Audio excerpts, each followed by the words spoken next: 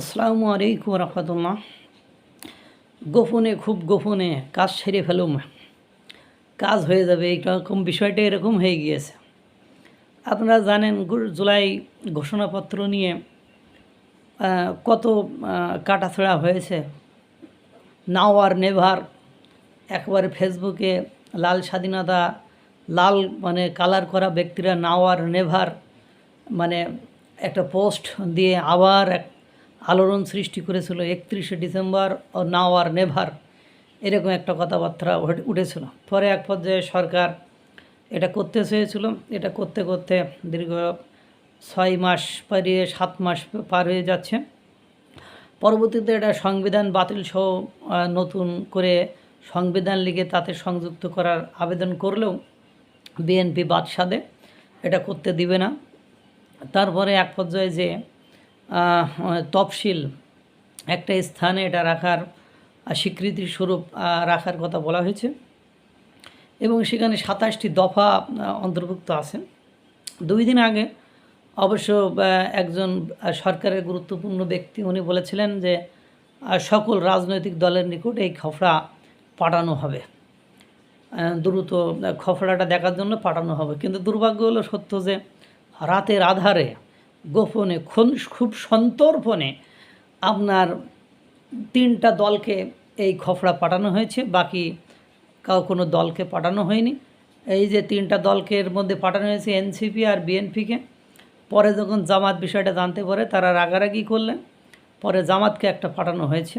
কিন্তু এই খসড়ায় একটা দলকে ইতিহাসের কালপিট বলে উপস্থাপন করা হয়েছে, বা একেবারে 71-এর আগ থেকে 47 থেকে শুরু করে বলা যেতে পারে 1947 থেকে বা 71 থেকে শুরু করে 2024 সাল পর্যন্ত ইতিহাসের সকল দায় শুধু মানে আওয়ামী লীগের উপরে চাপিয়ে এই ঘোষণাপত্র সংযোজন করা হয়েই আছে। সেখানে বলা হয়েছে যে 71-এর কথা, তারপরে মুক্তিযুদ্ধের কথা, যে আশা আকাঙ্ক্ষা নিয়ে যুদ্ধ হয়েছিল সেটা পূরণ হয়নি।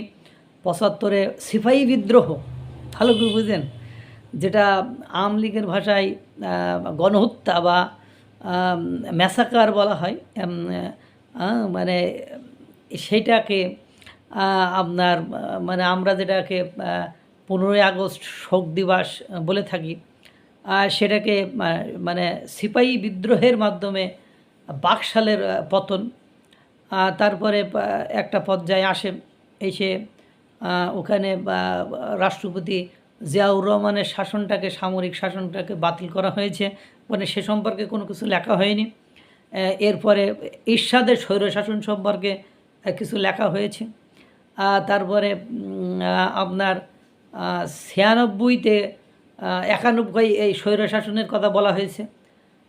91 থেকে 96 পর্যন্ত ভালো চলছে। এবারে 96 থেকে শেখ হাসিনাদের যে আমল ওইটাকে আবার উল্লেখ করেছে হয়তো বা। এরপরে আপনার 111-কে আপনার 111-এর পরে মানে 2008 সালের যে নির্বাচন ওটাকে দেশ বিদেশি ষড়যন্ত্র হিসেবে আখ্যা দিয়েছে। এরপরে বাকি নির্বাচনগুলোর কথা নাই বললাম। তার মানে ইতিহাসের মোটা দাগে আওয়ামী লীগের উপরে সব কিছু চাপিয়ে দিয়ে খবরাটা প্রস্তুত করা হয়েছে। মানে এখানে আওয়ামী লীগের হাতেই ঘাড়ের বন্দুক রেখে ইতিহাসটাকে তৈরি করা হয়েছে। অর্থাৎ এখন এই যে ইতিহাস তৈরি করা হলো, এবং এই ইতিহাসে অবশ্য শহীদ রাষ্ট্রপতি জিয়াউর রহমান এবং খালেদা জিয়াকে খুব সেফটি পর্যায়ে রাখা হয়েছে। তাদের শাসনামলে বাংলাদেশে কোনো দুর্নীতি, হত্যাকাণ্ড, গুম খুম, রাহাজানি, ছিনতাই, বাটপারি এগুলো কিছু হয়নি। যা কিছু হয়েছে শেখ হাসিনার আমলে, তার বাপের আমলে, স্বৈরাচার এরশাদের আমলে এইগুলোই ঘটনা ঘটেছে। তা বিএনপিও এতে হয়তো বা রাজি হয়ে গিয়েছে এবং এটাই হয়তো বা সংযোজন করা হবে। এবং সংবিধান নিয়েও অনেক কথাবার্তা লেখা হয়েছে যে স্বৈরাচার শাসকরা কীভাবে সংবিধানকে ইউজ করেছে, সংবিধান কিভাবে ব্যবহার করেছে এগুলো। এখন কথা হলো, যদি বিএনপি ধরা যায় যে বিএনপি নির্বাচন হলে ক্ষমতায় আসবে, কিন্তু কোনো কারণে আওয়ামী লীগ যদি আবার ক্ষমতায় আসে তা আবার এগুলো নিয়ে তো কাদা ছোড়াছড়ি মানে হবে।